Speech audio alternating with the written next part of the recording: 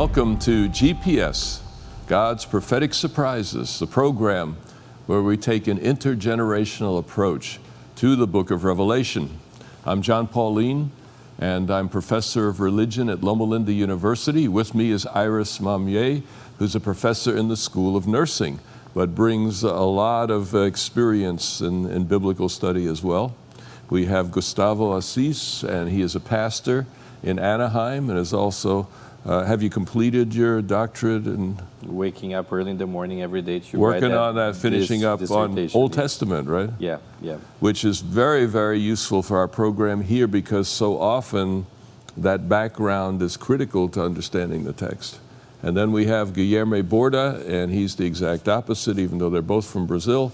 He's in the New Testament and working on, is it still on the book of Revelation, or do you make It includes a New Testament ethics, but it will include so it's a sort of a study of ethics in the New Testament. Excellent. That's very, very interesting and very, very useful, especially as ethics becomes a bigger and bigger issue in the world. What does the Bible have to say about it? So anyway, welcome to our program, and we are going to chapter 18 of the book of Revelation. And we will take a look at a few verses in there shortly, but first I want to ask my colleagues the question. In chapter 17, you have a fall of Babylon. In chapter 18, it talks about the fall of Babylon. So how many times in the book of Revelation does Babylon fall? Well, I would not necessarily say how many times it falls, but at least different references that are. You have, for example, in chapter 14, verse 8, in the second angel's message, that says, fallen, fallen. And also in chapter 16, in verse 19, where it says the great city was split into three parts. That seems to be a reference to that too. But there is, just let me make the point, there is a difference between those two texts though. Revelation 16 describes the fall of Babylon. Chapter 14 anticipates it. Yeah, I'm not saying that these are all times that it describes, but just that there are references to the fall, right? In chapter 14, verse 8, in chapter 16, verse 19. Then chapter 17, 16, also you have that these will hate the harlot and will make her desolate and naked, and all that other reference as well. And then in chapter 18, of course, it's really prominent. Okay, so there are a number of references to the one fall of Babylon, at least three times, 16, 17, and 18. And of course, 19 looks back on it.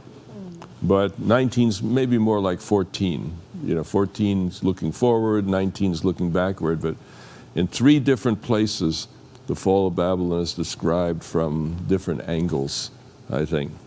So let's read chapter 18, verses 1 to 8. Perhaps, Gustavo, if you would read that for us. Absolutely. And what I want you to think about as we're reading this text is there's a clear boundary in verse 1. After this I saw. That's a major transition point all over the book of Revelation. So that's a section here starts with verse 1, and then from verses 9 to 19, it's clearly going in a different direction than verses 1 to 8. So I think verses 1 to 8 become a unit. So as we listen to Gustavo reading the text, and I invite our viewers to do the same, think as you are reading this text, where would you make divisions here? Are there subcategories in here, and how would you describe that? Go ahead. So I'm reading from ESV, English Standard Version. Verse 1, after this I saw another angel coming down from heaven, having great authority, and the earth was made bright with his glory. And he called out with a mighty voice, fallen, fallen is Babylon the Great. She has become a dwelling place for demons, a haunt for every unclean spirit, and a haunt for every unclean bird, and a haunt for every unclean and detestable beast. For all nations have drunk the wine of the passion of her sexual immorality, and the kings of the earth have committed immorality with her, and the merchants of the earth have grown rich from the power of her luxurious living. Then I heard another voice from heaven saying, "Come out of her, my people, lest you take part in her sins, lest you share in her plagues. For her sins are heaped high as heaven, and God has remembered her iniquities. Pay her back as she herself has paid back others, and repay her double for her deeds. Mix a double portion for her in the cup she mixed. As she glorified herself and lived in luxury, so give her a like measure of torment and mourning, since in her heart she says, I sit as a queen. I am no widow, and mourning I shall never see. For this reason, her plagues will come in a single day, death and mourning and famine, and she will be burned up with fire, for mighty is the Lord God who has judged her." All right, Iris, I was just, as you look at this text, would you draw a line in here anywhere? Is there a sense of transition? I see a transition between 1 and 4 and 4 and 8. In the first part, in the first 4 verses, it's kind of like an assessment. Mm-hmm. This is the state. Mm-hmm. This is what can be said. Mm-hmm. It's like a diagnosis in the medical world. Mm-hmm. This is what's wrong with Babylon, right?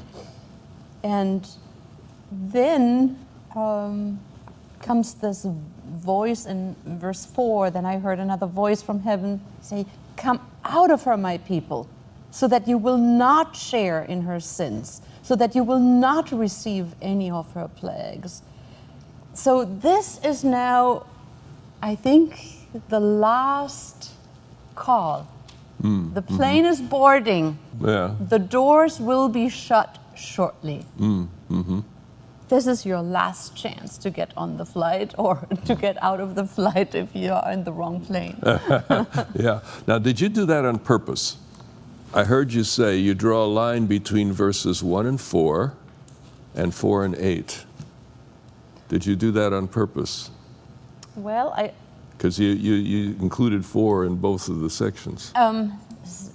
You are right. I should have said, thank you for clarifying. No, don't should on yourself. Yeah, no. I actually like it, you see, because if I were dividing this up, I would have 1 to 3. Yes. 5 to 8, but 4 is kind of duodirectional. It kind of fits both of them. I think you were right on target, even though maybe you did it unconsciously. Yeah. But I kind of think that you have kind of a, how should we put it, description of the condition of Babylon, verses 1 to 3. You have what sounds like a divine sentence. Babylon, here's what's going to happen to you. And then verse 4 kind of comes in the middle, working both ways. I don't know. What do you think, Gustavo? Is that... After, as part of the diagnosis of verses 1 through 3, there is also the invitation to, here's the medicine, come out of her, my people. And then, as part of the divine, the pronouncement of the divine judgment, starts with the invitation for people to get out. So it works both ways. Okay, so Guilherme, I got the first word this time. Now what's your response? No, I mean, clearly you have a change. There, 1, 2, 3, there's one speaker, there's an angel, right, coming down from heaven. And then there's another voice from heaven that could be the voice of God himself. That has this, then it changes from there, right? And then in verses 5 so on, it kind of... You could divide it between 1 to 3 and 4 to 8. Yes. You could divide it because you have 2 voices there. So that's one way to divide. At least that's the simplest way. Yeah. But as Iris and I noted, verse 4 does seem to be a little different from 5 to 8 also. So, yeah. Yes, because then later in verse 5, it gives the reason for her receiving the plagues, right? And then in 6 onwards, then is giving what will be done to her, right? And so, right, you see, so 4, there's this call to come out, not to participate in her plagues. Verse 5 gives the reason why she received the plagues, right? It's for her sins have piled up as high as heaven, and God has remembered her iniquities. This, of course, ties back to also 16:19. Babylon the Great was remembered before God, right? And then verse 6, it tells what will be done. Pay her back, even as she has paid back, all of that, to the degree of this and that. And then again, verse 8, for this reason, gives, and then it will happen. In one day, her plagues will come. So to all of you here, whoever wants to answer, who's he talking to in verses 6 through 8? It's like a command. Give to her what she's given. Pay her back. Give her this. Give her that. Who's that talking to? The come out to her is the easy one to consider the others, right? These are people that are within Babylon that are still there, but that will come out before that happens. Becomes a little bit more challenging thing when you consider this message about pay her back, do this to her, right? I'm not sure. Well, you guys with the Greek in front of you. So the first imperative in verse 4, come out of her, my people. I think the only difference in verse 6 and imperatives, I think they are imperatives, orders. In verse 6, the pay her back, repay her double for her deeds, mix a double portion. I think let's say, the order is being given to the same group, my people. How is the people of God supposed to do that to Babylon? I don't know. The idea of reminds me of people leaving Egypt and taking plundering and maybe, I don't know. I'm trying to think of a scenario in which the people leaving either Egypt or historical Babylon were taking advantage of her for the purposes of worshiping God, like the Israelites in Egypt, or even the people leaving Babylon to rebuild Jerusalem later. So your thought here is that the same people are being addressed as verse 4. But then it's kind of like saying that God's people are supposed to take revenge on Babylon. And that would trouble me a little bit. Who's missing here? I think somebody's missing here. You've got the people of God, you've got Babylon. Who's missing? The kings of the earth. The kings of the earth. You see, if you go back to chapter 17, who is it that destroys Babylon?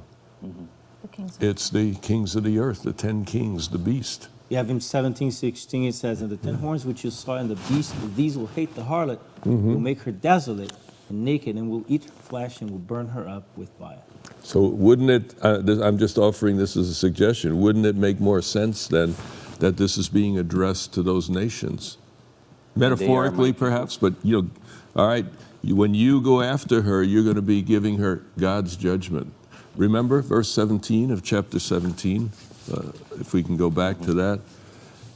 God has put it into their hearts, that's the secular powers, to accomplish his purpose. What purpose? Destruction of Babylon. Remember, when God put Israel into exile, he didn't do it himself.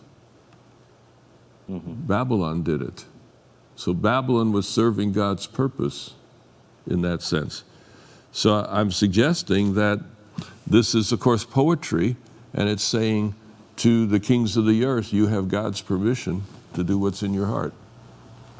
Babylon deserves it. This is fair, and it's a judgment. And Iris looks very uncomfortable. No, I think that could be one way to look at it. I'm also wondering whether Gustavo's approach could make sense. When you give a serious warning to your grandchild, you might, and if it's really something, no, they are too good to do something serious, but a hypothetical grandchild. I have no comment. And then one approach would be that you give clear directions, leave that space where you are right now. If you don't, this is going to happen. I think that is an appropriate pedagogical approach to sometimes highlight the consequences of a deed. So here is the last cry, so to speak. So the voice isn't really talking to anybody, it's just to convince stating. these people. No, Gustavo suggested it is to the same people that the warning is given. Okay. And here are the reasons why. If you don't leave, this is the next thing that will happen, right? And I think those who hear the voice and who know the voice of the Lord, who are His people, might actually get it at that point and say, all right, it may inconvenience me, it may bring me in a really tough position, but I definitely don't want to be part of these consequences. Let's get out. All right, I'll toss that out to our audience since we're having an interesting discussion here, and I don't think I have, an end-of-the-world solution for this. This is not life and death. But I'd be interested to know if you have some thoughts on who this text is speaking to here in chapter 18. Write us through LLBN.TV. and share it with us, and we'll talk about it on air. Yeah. You have, grammatically speaking, Yeah. it opens at least the possibility within just these verses that it could be the same audience, because both of them use an imperative of second person plural. So you all, right? It says, and there's no clear transition. Now, with that said, the language that comes up here, for example, in verse 8, where it says, and she will be burned up with fire, reminds us of chapter 17, verse 16, where it says, and the 10 horns that you saw in the beast, these will hate the prostitute and will make her desolate and naked, and they will eat her flesh and will burn her up with fire. So we read in chapter 17 that these agents will burn her up with fire. And then later here in chapter 18, we read that she'll be burned up with fire. So it makes sense to at least give serious consideration of bringing those agents into the picture here, even though there's not a clear transition. And I think there's precedent in the Old Testament with text, I think, even in the Psalms, of changing interlocutors without a clear cut, right? You're speaking to one interlocutor and then you change to another one without a clear demarcation. But by context, by the content, you see, well, you can't be talking to the same interlocutor anymore because this content doesn't seem to apply to interlocutor A. It seems to apply to interlocutor B. So I think it makes sense to bring those agents that we see in chapter 17 here. Now, the point that I would add is it may include them, but also be more than just those agents we read in chapter 17, verse 16 and 17. It may be more because it also mentions the plagues. And the question would be, we've read in chapter 16 a series of several plagues. And then one question that will come up is whether these plagues tie to those plagues, right? And those plagues certainly, you can't explain those plagues with these, at least alone with these agents of chapter 17, verse 16, right? So I think it includes those, the shoe doesn't but maybe fit. goes a little bit more. Yeah, the shoes are too big for the secular powers of the world. Yes. So Satan is behind and God's ultimate will is behind, I have, however, one question here. These kings, do you see them seriously as people who would listen and heed this call? Or is their motivation to do in... Yeah, that's the poetry. Okay. In chapter 17, verse 17, God says they were doing their own will. That's right. And they were doing my will. Right. Whether they knew it or not. Inadvertently, Yeah, in their yeah, rebelliousness, yeah, despite their rebelliousness, they are doing His will. Yeah. But they are not really, I don't see them as a group that is open to hearing God's call. No. They are keeping their ears shut. It's selfish motives, right? Yeah. You're analyzing theologically, and that's wonderful. Let me just ask. I was just going to say, this is in poetry. Okay. You can wax beyond those limits sometimes. Sure. Yeah. Speaking about the intention of the kings, 1717, I don't recall if you all discussed the phrase "one mind." Yeah. Which is quite ironic because that is exactly the original thought of the builders of the Tower of Babel. Yeah. They were unified in one mind. One mind. God was in trouble with that, had trouble with that idea, so confused everything.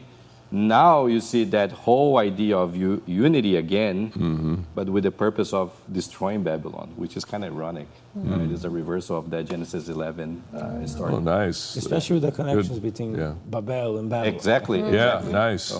That's excellent. It's so valuable to have an eye to the previous scriptures whenever you're reading Revelation. Anyway, point to take away here from those who are watching is that Scripture is bigger than we are. God is bigger than we are. God's truth is bigger than any of us understand. We're grateful that God gives us sufficient in order for salvation, sufficient to be prepared for the events that are coming. But at the same time, there's much that we have yet to learn. And so we confess as a group that we are together searching the Word along with you, and invite you, of course, to continue watching and to respond as you have opportunity. Let's go back to chapter 18, and Guillermo, perhaps you would read that for us, verses 1 to 3 of chapter 18. I'm reading from the NASB 95, 1 through 3? Okay. After these things, I saw another angel coming down from heaven, having great authority, and the earth was illumined with his glory. And he cried out with a mighty voice, saying, Fallen, fallen is Babylon the Great. She has become a dwelling place of demons and a prison of every unclean spirit and a prison of every unclean and hateful bird. For all the nations have drunk of the wine of the passion of her immorality. And the kings of the earth have committed acts of immorality with her. And the merchants of the earth have become rich by the wealth of her sensuality. All right, so the question I have here, how is end-time Babylon different from most institutions in the world today? What is there about this that is an escalation? It's a climax, in music, a crescendo, you see. How is Babylon in this text different from most institutions in human history? The dimension of a religious conglomerate, so to speak, that is united and that has such a degree of influence over the world, such a strong global influence. It's depicted, I remember discussing in my Sabbath school class, and then Brother Ugu, a common friend of some of us, he was describing that in chapter 12, you have the woman fleeing from a beast. In chapter 17, you have a woman riding on a beast. So it's a completely different picture. It almost seems like the woman has the beast is tamed. This beast in chapter 17 is tamed by the woman. She's in charge. She's riding that beast. Well, we'll see. We'll end up different. There's a reversal there. But with that said, this level of such a global, strong power and influence of a religious system, it's to a degree that we don't see quite yet today. Yeah, and at the same time, it is Satan's headquarters. Is dwelling place for demons, unclean spirits, and so how come it is a religious institution, or at least has a religious facade, and at the same time is a demonic power? See, most religions in the world today, I would say even all of them, are conflicted. They are a blend of good things and not so good things, a blend of God's influence, Satan's influence, etc. But what has happened here is there's been this crescendo, and it's like the good has been wrung out of Babylon, and it's become purely evil. And in contrast, the people of God have been through great difficulty, had the evil more and more wrung out of them. So you see the polarization. And if you feel like the world is polarized today, well, that's the picture you have at the end time. So we are in end time-like times, where everything is polarized, you see, in its extremes, you know, black and white, etc. The amazing thing, though, is that I remember once meeting somebody who was actually an advocate of ISIS, you know, the Islamic State.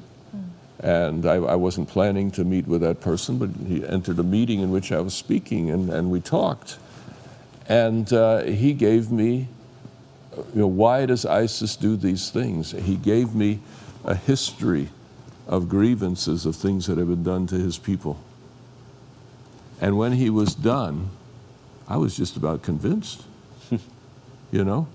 It was an amazing story, and then I realized that sometimes the most evil actions can come with a certain motivation of justice, of trying to undo previous wrongs and things like that. It was kind of an eye-opener for me, and I simply said at the end of that, you know, had you considered, though, that the things that ISIS is doing is creating a whole new generation of grievances? And they'll be coming for your grandchildren, you know? And he says, you know, I never really thought about that, you see? So you see that in the world today, there's this conflict, you know. Even the people we might think are the most evil have a certain sense in their minds of justice and trying to restore that which is right. But Babylon, end-time Babylon, is such a collection, it's become a haunt of evil. It's become demonic, and that's a fundamental shift. So looking forward to the future, God invites us to be ready for that time, to be prepared for that day. And that's perhaps the prophetic surprise for today.